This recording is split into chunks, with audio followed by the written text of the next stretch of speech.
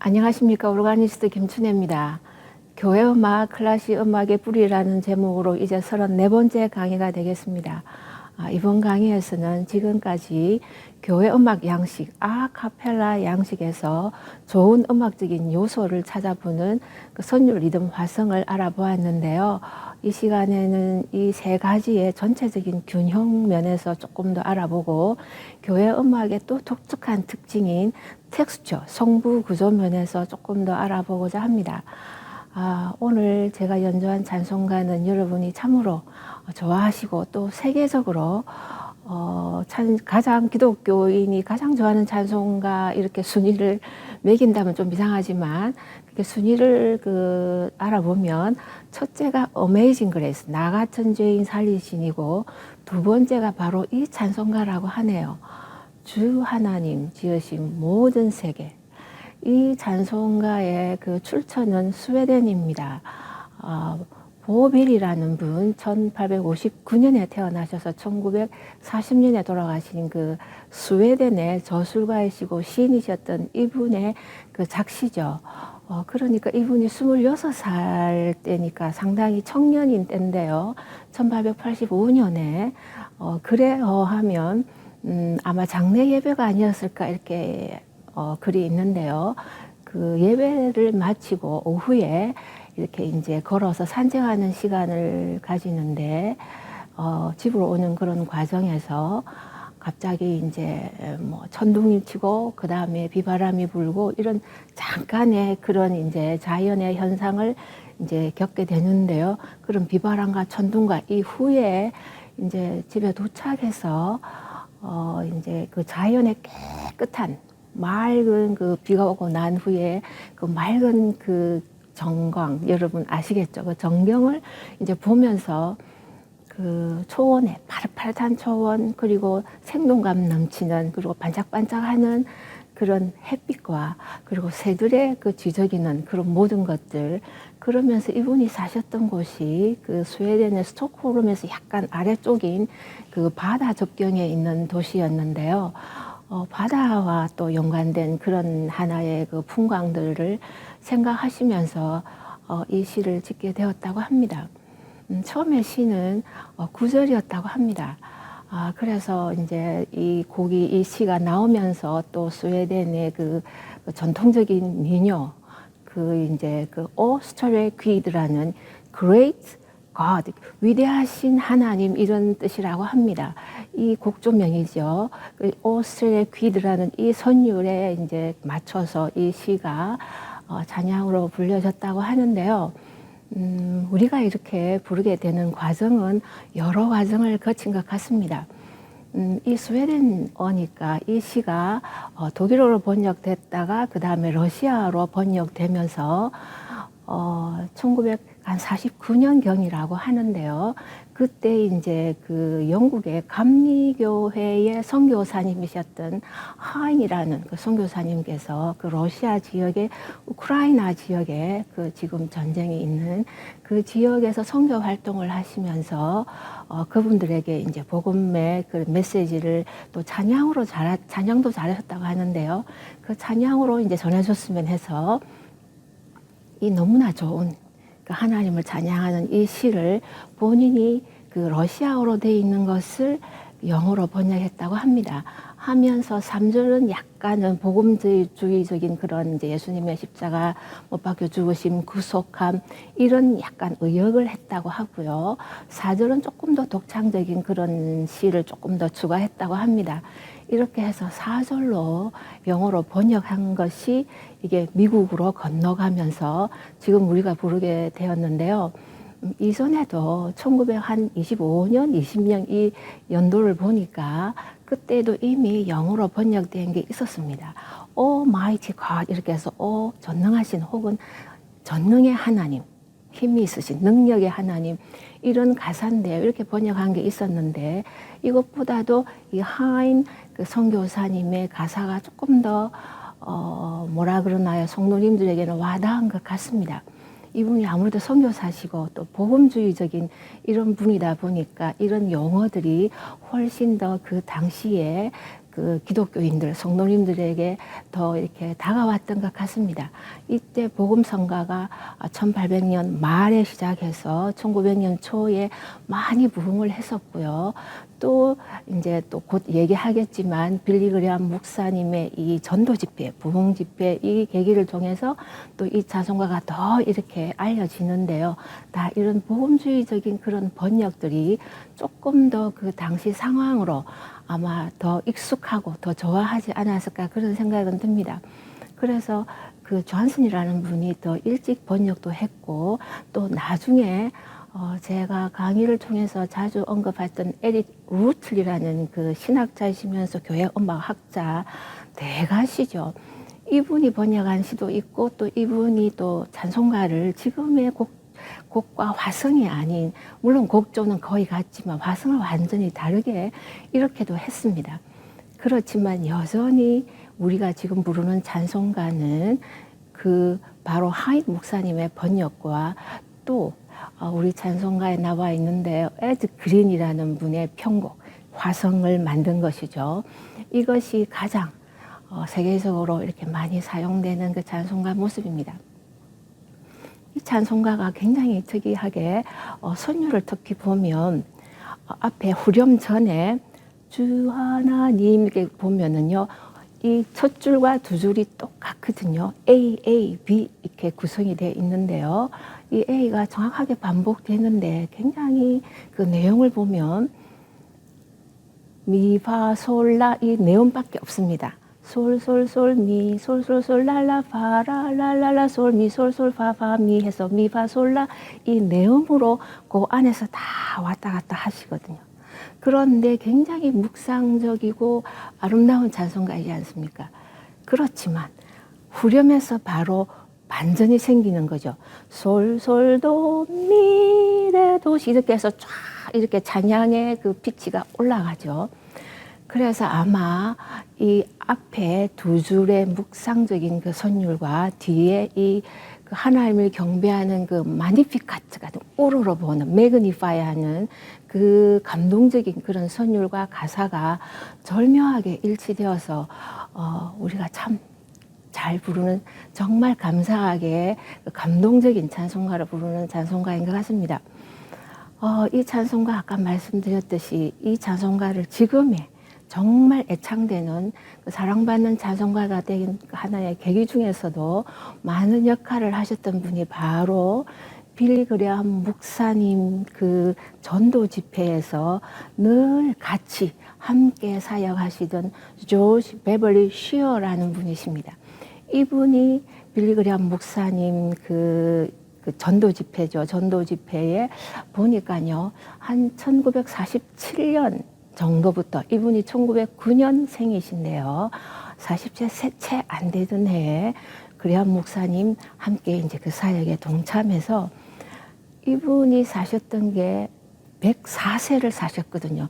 2013년, 지금으로부터 10년 전에 돌아가셨는데요. 104세를 사시는 동안, 그러니까 1947년부터 2013년까지 빌리 그레이엄 목사님 사역을 같이 하셨던 분이시라고 합니다.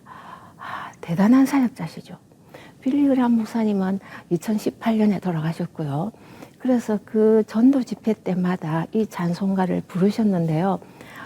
이 찬송가를 그 오신 분들이 너무너무 좋아했다고 합니다. 또 이분을 여러분이 이분이 찬송하시는 것을 유튜브 동영상에도 가끔 들으실 수 있는데요.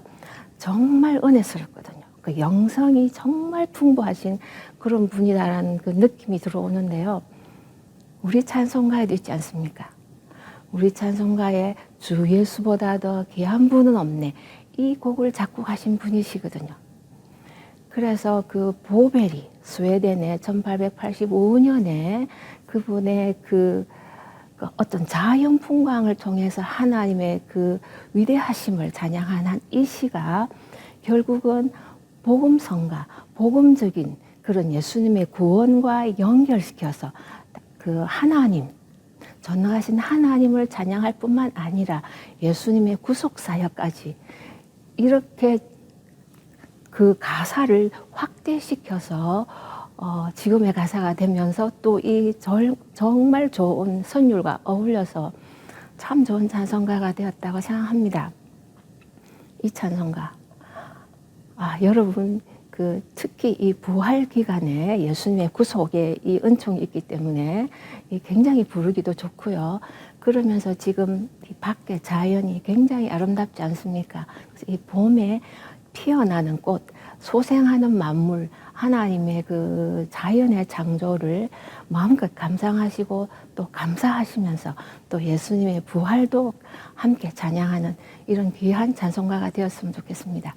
찬송가 한 번 더 들으시겠습니다.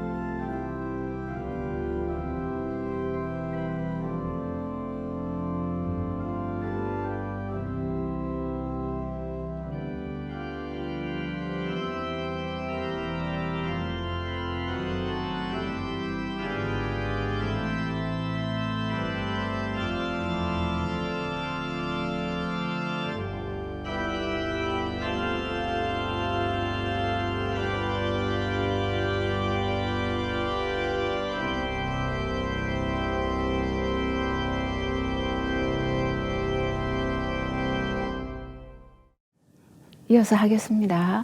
이번 간주 때는 왼손에서 찬송가 선율이 나오고요. 오른손에서 아주 높고 밝은 빛이 그리고 특히 멜리스마로 장식을 하면서 제가 연주를 했는데요.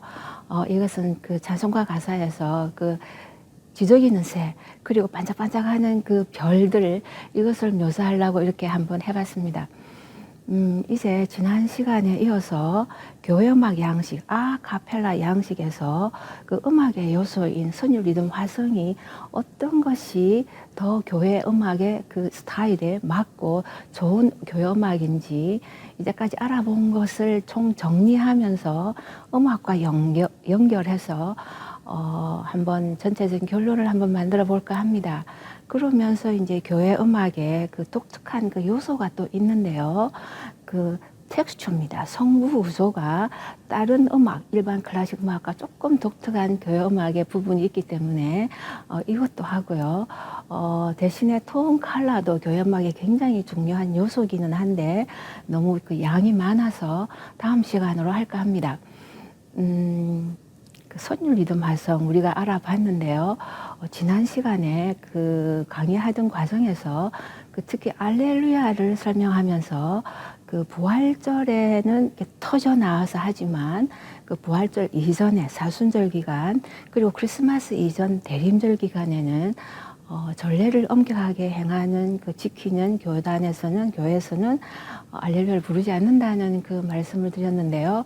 이것을 조금 의문을 가지시는 분이 계실 것 같아서 설명을 먼저 해볼까 합니다. 알렐루야는 혹은 할렐루야는 주님을 혹은 여호와를 찬양하라죠. Praise the Lord거든요. 이것을 알렐루야로 우리가 표현을 하는 건데요. 이 알렐루야라는 그 성가 혹은 찬송 가사 이 단어만 만약에 떼서 생각한다면 하나님을 찬양하라도 이면서 저번 시간에 말씀드린 하나의 환호성입니다. 아주 기쁠 때, 즐거울 때 하나의 환호성으로 많이 사용했던 그 단어입니다. 그렇다 보니까 전통적으로 이 알렐루야는 굉장히 밝습니다. 그리고 굉장히 장식적입니다. 그래서 기쁘게 즐겁게 부르는 이 선율이 알렐루야였습니다.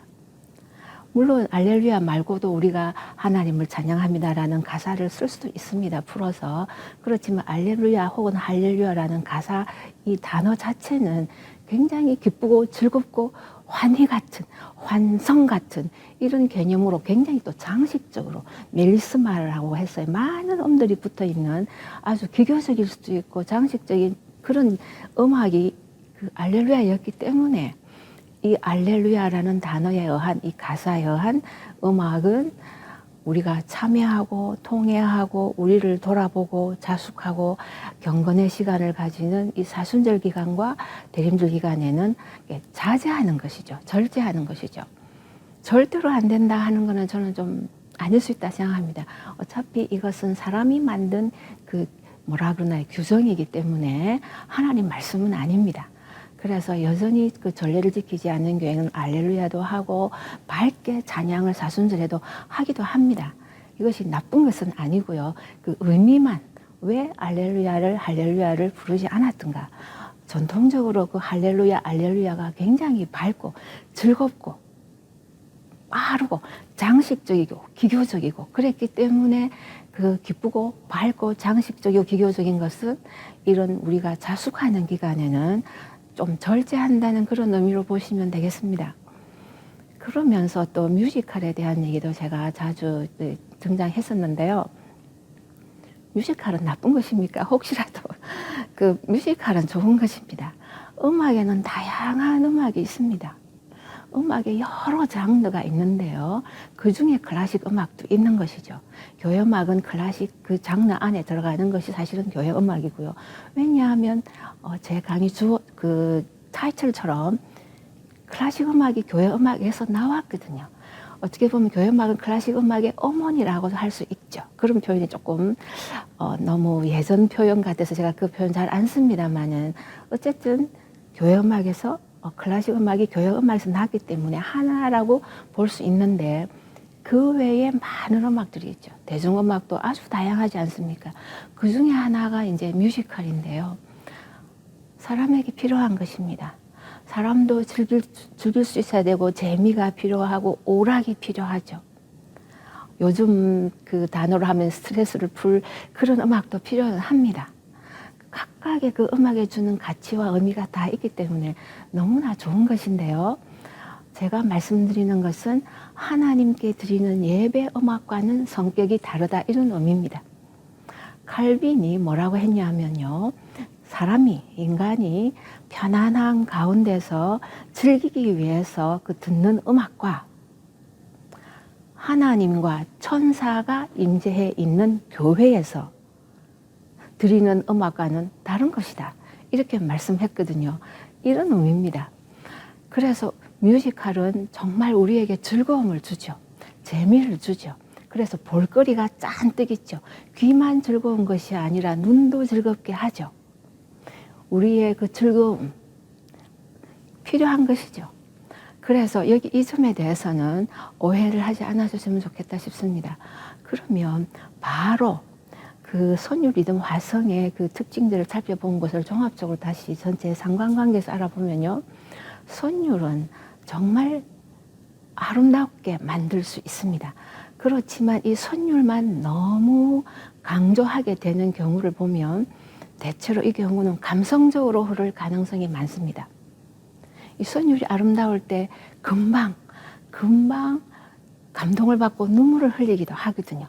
선율은 아주 쉽게 우리 마음에 바로 다가오는 겁니다.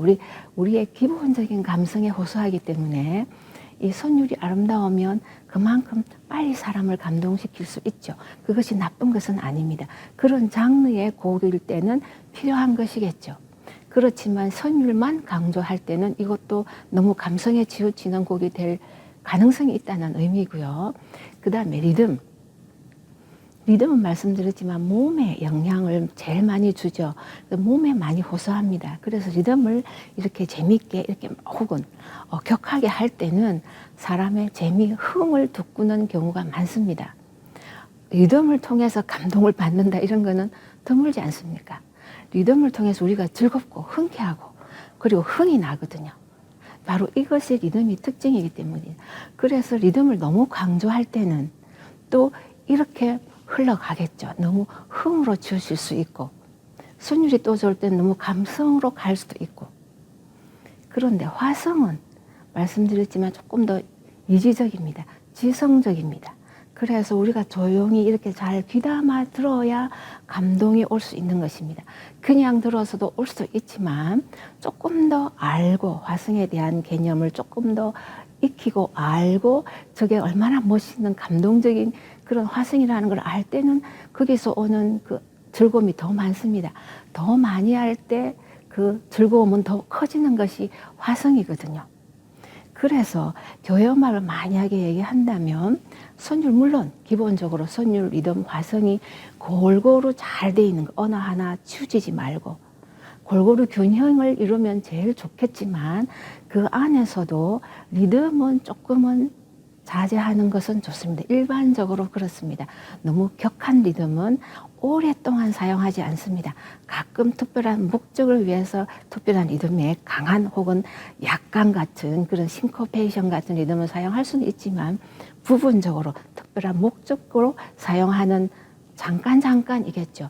전체적으로는 굉장히 좋은 리듬으로 편안함과 중심감을 주고 안정감을 주는, 그리고 그러면서 우리의 마음을 하나님께로 돌릴 수 있도록 이렇게 주는 그런 리듬의 선율도 가능하면 인간의 그 감성을 자극하다보다는 우리 영에 호소하는 맑고 순수함, 순차적이면서 너무 빠르지 않으면서 감정을 돋구는 그런 자극적인 화성이나 그런 선율 구조가 아니라 어떻게 보면 굉장히 단순한데도 맑고 순수한 가운데 좋은 리듬과 어울려서 나오는 이런 교향음악이 좋겠죠.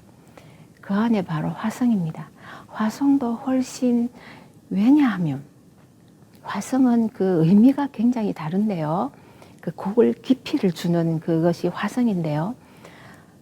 하나님을 찬양하는 음악은 하나님을 그 표현하는 하나님의 그 뭐라 그러나요? 본체, 하나님의 속성, 하나님의 성품, 하나님 하신 업적, 그 위대하신 하나님을 표현하다 보면 또 혹은 예수님의 십자가, 예수님의 은혜, 사랑, 이것을 표현하다 보면 이것이 단순히 가벼운 것이 아니거든요.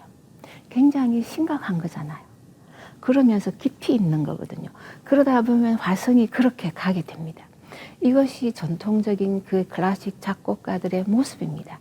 이렇게 좋은 화성을 깊이 있는 명상적인, 묵상적인, 또 생각하게 하는, 단순해서 쉽고 삭삭 지나가는 화성이 아니라, 반복적인 화성이 아니라 그 정계를 통해서 정말 하나님의 역사를 보를 듯한 그런 화성의 정계를 구사하면서 곡을 표현해내면서 하나님을 찬양하는 그 가사를 담는 것이죠. 그래서 교회 음악은 어떤 면에서 보면 화성이 참 중요합니다. 순도 중요하고 리듬도 중요하고 화성도 중요하지만 어떤 면에서는 그 화성의 질이 더 뛰어난, 그래서 교회 음악은 다른 음악보다도 혹은 그 대중음악, 이렇게 보통 말하면 아니면 일반 클래식 음악이라도 어떤 음악보다도 이렇게 뛰어난 음악이라는 것이죠. 화성이 좋은 곡들을, 질이 좋은 아주 우수한 곡이라고 지난 시간에 평한다는 그런 음악 학자, 음악 이론가들의 말씀이 있듯이 교회 음악은 그렇습니다. 오락 음악은, 즐길 수 있는 음악은 가벼워도 됩니다. 금방 그 시간만 즐기면 재미있게 느끼고 또 카탈시스를 느끼고 우리에게 즐거움을 주면 괜찮은 것입니다. 그렇지만 교회 음악은 사람에게 즐거움을 주는 것이 아니기 때문입니다. 교회 음악은 궁극적인 목적은 사람을 통해서 결국은 하나님을 영화롭게 하는 것입니다. 신이라는 영역입니다. 하나님이라는 영역. 그래서 클래식 작곡가들은 일반 클래식 곡에도 여러 곡이 있지 않습니까? 다양한 클래식 음악에도 장르가 있는데요. 노래도 있고요. 합창곡도 있고 교향곡도 있고요. 거대한 교향곡도 있고 실내악도 있고 조만한 그런 실내악곡도 있고요. 그러면서 오페라도 있지 않습니까? 다양한 그런 그 음악들이 있는데요. 그 중에서 작곡가들이 가장 심각하게 심혈을 기울여서 그 뭐라 그러나요? 진실되게 순수한 그런 예술성을 가지고 작곡을 하는 곡이 바로 교회 음악입니다. 왜냐하면 사람을 표현하는 음악이 아니기 때문입니다. 신을 표현하는, 하나님을 표현하고 하나님께 예배하는 음악이라는 것은 이 사람이 기독교인이든 기독교인이 아니든 그것은 기본적으로 알거든요. 신이라는 개념에 있어서. 결국은 하나님을 예배하는 음악이라는 면에서는 심각해질 수밖에 없죠. 아주 경건해질 수밖에 없고 순수해질 수밖에 없고 진심으로 그 예술성의 최고의 모습을 나타내려고 하는 것이 교회 음악입니다. 그래서 가볍게 즐길 수 있는 음악과는 결국은 교회 음악과는 다르다는 의미가 되겠죠. 교회 음악, 어떤 음악이면 좋을지 여러분 조금은 감이 생기시면 좋겠다 싶습니다. 앞으로도 또 이런 그 주제들을 더 많이 할 거기 때문에 조금 더 보완할 수 있게 되리라 생각합니다. 그럼 이제 바로 텍스처입니다. 성부 구조라는 것인데요. 이 성부 구조가 왜 교회 음악의 요소에서 중요한 것인가 이걸 말씀드리면요. 교회 음악이 다른 음악과 클래식 음악 안에서도 그렇습니다. 대중음악은 말할 것도 없고 클래식 음악 안에서도 교회 음악과 조금 차이가 있는 게 무엇이냐 하면 가장 대표적인 건 아카펠라겠죠. 우리가 자주 말하는 아카펠라, 무반주. 무반주 음악도 물론 일반 클래식 음악에도 있습니다. 그렇지만 교회 음악에서 그 무반주가 나왔잖아요. 그 용어가 나왔듯이. 그래서 교회 음악 특징하면 아카펠라도 무반주, 그게 좁게 말하는 그 무반주도 있지만요. 또 중요한 것이 바로 다성입니다. 폴리폰이라는 것인데요. 여러 성부가 소프라노, 엘토, 테너, 베이스가 이렇게 찬송가처럼 소프라노만 딱 있고 나머지 엘토, 테너, 베이스가 소프라노를 받쳐주는 화성을 연주하는 것이 아니라 각각 이 네 성부, 어떤 때는 5성, 6성 더 많은 성부도 가는데요. 이 성부가 거의 독자적으로, 물론 항상 그렇게 할 수는 없습니다만은 곡의 많은 부분에서 또 중요한 부분에서 이렇게 서로 모방하면서 독자적인 라인을 말을 이제 예를 들면요. 날 사랑하면 이런 소프라노가 만약에 이제 제가 소개할 탈리스의 If You Love Me 하는 이 그 합창곡인데요. 앙상블곡인데요. 날 사랑하면 이렇게 나오면 소프라노가 나오면 날 사랑하면 이렇게 또 이렇게 나오는 거죠. 그 손주를 위해서 화성만 주는 것이 아니라 베이스도 테너도 엘토도 각각 그 선율을 모방해서 이렇게 또 순차적으로 이렇게 등장합니다. 그래서 서로 자기가 하고 싶은 말을 다 하는 거죠. 한 파트만 하는 것이 아니라 다 다른 말로 하면 모든 파트가 그 가사를 하나님께 다 올리는 것이죠. 각자의 목소리로 따라가면서 하는 것이 아니라. 이것이 교회 음악의 오래된 전통이었습니다. 중세 때 그랬고요. 르네상스도 그랬고 바로크 시기도 한동안 바로크기는 이제 전환기기는 합니다만은 여전히 교회 안에서는 이런 다성적인 모방적인 여러분이 메시아에서 부르면 주의 영광 하면 또 주의 영광 따라 하지 않습니까? 그게 다성인데요. 이런 그 모방법이 혹은 대입법이라고도 하는데 모방하는 이 그 폴리포니, 다성 음악이 한동안 적어도 바로크까지는 많이 연주됐었고요. 그 이후에도 클래식, 그 다음에 낭만기로 와도요.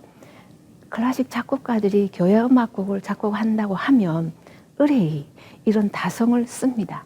많이 쓰지는 않더라도 곡 요소에 이런 다성적인 모방적인 부분을 항상 교회 음악곡이면 항상 넣거든요. 그렇게 넣는 이유가 뭐겠습니까? 교회의 전통적인 음악이었기 때문입니다. 바로 이것입니다. 그러면 왜 폴리포니가 좋은 음악이었을까? 왜 표현하기 좋았을까? 교회 음악은 그렇게 했을까? 물론 여러 이유는 있는데요. 폴리포니의 장점은요. 가사를 계속 여러 성부가 반복하기 때문에 가사를 더 잘 들을 수 있습니다. 여러 번 듣는 것이죠. 한 번만 하고 듣는 것이 아니고 날 사랑하면 하면 또 조금 있다가 또 다른 성부가 날 사랑하면 나오고 모든 성부가 한 번씩은 다 날 사랑하면 하고 또 반복을 하거든요. 그래서 가사를 좀 더 많이 더 자주 듣는 것입니다. 그래서 강조를 하게 됩니다. 그러면서 이런 음악을 듣고 있으면요. 굉장히 묵상이 됩니다. 그러면서 이런 음악은 그렇게 빠르게 연주하지 않습니다. 물론 나중에 보면 또 빠른 그런 연주하는 그런 것도 있긴 있지만 대체적으로 이런 다성 음악들은 조금 보통 템포에서 약간 느린 템포로 이렇게 가거든요. 그래야 모든 성부를 잘 들을 수 있기 때문에 그런 가사를 또 듣고 또 듣고 또 듣고 묵상하게 만드는 이런 특징이 있지 않을까 싶습니다. 우리 교회 음악의 그 본질적인 특징에서 보면 이 두 가지가 제일 중요하겠고요. 대신 단점도 있습니다. 이 다성이 너무 복잡해지면 그리고 템포가 빨라지면 이게 가사가 계속 이렇게 또 순차적으로 너무 빨리 자주 등장하면 가사가 중언부언하는 것 같습니다. 너무 헷갈립니다. 동시에 딱딱 가사가 하나씩 안 떨어지기 때문에 수직적으로 안 떨어지기 때문에 이 가사를 들으려 하는데 또 다른 성부가 그 가사가 또 들어오니까 헷갈릴 수 있겠죠. 그 여유를 두고 들으면 이것이 가사를 다시 듣는 묵상하는 방법도 되지만 그런 그 상황도 만들어주는 대신에 빠르거나 장식적이거나 이렇게 되면 오히려 분답해질 가능성도 있습니다. 맞습니다. 가사를 더 못 알아듣겠는데요. 이런 분도 가끔 계시거든요. 그런 차이는 있고 단점은 있습니다만은 그래서 중세 때도 이것 때문에 다성음악은 교회 음악으로 안 좋다. 이런 이제 가톨릭 교회에서 논의가 한창 있다가 결국은 다성음악도 정말 하나님을 찬양할 수 있는 가사가 선명하게 다 들리고 오히려 하나님을 묵상하기에 더 좋은 음악이다라는 결론을 나중에 내렸거든요. 그것이 팔레스티나 음악을 통해서 이게 이제 회복이 됐다는 그런 이제 학자들의 의견도 있는데요. 어쨌든 너무 자주 등장하거나 너무 장식적이거나 빠른 경우에는 사실은 가사에 혼란이 올 수도 있습니다. 어떤 경우에 작곡자가 자신의 그 뭐라 그러나요? 명예심이라 할 수도 있고 아니면은 그까지 또 생각이 못 갔을 수도 있겠죠. 아니면 연주자가 너무 빨리 연주했을 수도 있고 다양한 그 상황 때문에 가사가 안 들릴 수도 있습니다. 잘 안 들릴 수도 있습니다. 칼빈도 이 점에 있어서 당시에 1500년대 그 성가대 곡이 가톨릭 합창이죠. 성가대 곡이 이 다성이다 보니까 가사를 모르겠다. 중언부언하는 것 같다. 하나님 말씀을 그렇게 하면 안 된다. 이런 의미도 있었다고 합니다. 성가대 반대하는 이유가 단점도 있는 것입니다. 그렇지만 이게 장점이 너무 좋기 때문에 교회 음악의 오래된 전통이고 너무 빨리 부르지 않고 원만한 이런 모방일 경우에는 특히 팔레스티나 경우 그 다음에 제가 소개할 그 영국의 그 중세와 르네상스 합창은 정말 좋은 묵상이 되는 그 다성 폴리포니 합창입니다. 예를 들면 토마스 탈리스의 그 너희가 나를 사랑하면 요한복음 14장에 나오는 14장 15, 16, 17에 쭉 나오면 너희가 나를 사랑하면 내 계명을 지켜라. 내가 보혜사 성령을 너에게 줄 테니 진리로 너희를 이끌어 줄 것이다 하는 진리의 말씀해 줄 것이다 하는 이 성경 말씀을 토대로 탈리스가 조그만한 그 합창가 한 3분 채 안 되는데요. If We Love Me라는 이 앙상블 곡인데요. 이 곡이 여러분께 꼭 들어보도록 제가 소개하고 싶습니다. 참 아름다운 그 다성인데도 가사가 잘 들리는 그 성가대 합창곡인데요. 호모포니, 제가 볼 때는 그래서 너무 다성으로 가는 것보다는 적절한 그 찬송과 같이 함께 가다가 또 약간의 다성이 섞여서 또 묵상하게 하고 가사가 또 나오고 또 다른 데서 가사가 나와서 묵상하게 하고 그러면서 또 같이 가다가 이런 적절한 호모포니와 폴리포니, 다성이 섞여 있는 합창음악이, 성가대 음악이 가장 좋은 합창이 아닐까 이런 생각을 합니다. 이제 마감을 해야 되겠습니다. 교회 음악은 교회 음악만의 독특한 정체성도 필요하고요. 그러면서 가장 좋은 선율, 리듬, 화성의 균형, 그 가운데에 조금 더 그 하나님을 찬양하기 위한 그 경건함이 묻어 있는 성경 말씀의 깊이를 표현하는 그 화성적인 깊이가 더 좋은 그런 음악이 좋겠죠. 리듬은 약간은 자제하면서 경건한 리듬으로 가는 것이 좋겠죠. 가능한 한 그 감성에 호소하기보다는 몸에 호소하기보다는 재미있고 듣기 좋은 것이라기보다는 영성에 호소하고 하나님을 바라보게 하고 묵상하게 하는 그런 음악 가운데 특히 또 이 다성 톤 컬러도 다음에 하겠지만 이 텍스처 면에서 성부 구조가 이렇게 적절하게 모방을 해서 하나님 말씀을 더 듣고 또 그 가운데서 우리를 생각하게 하는 묵상하게 하는 그리고 여운을 남기는 그러한 좋은 음악이었으면 좋겠습니다. 우리가 평소에 부르는 즐기는 음악과 일상적인 음악과 하나님 예배에 드리는 음악은 달라야 되지 않겠습니까? 이제 다음 시간에 어떻게 또 다루고 어떻게 더 좋은 요소를 또 발견할 수 있을지 그 음색, 톤, 컬러 면에서 조금 더 알아보겠습니다. 다음 시간에 뵙겠습니다.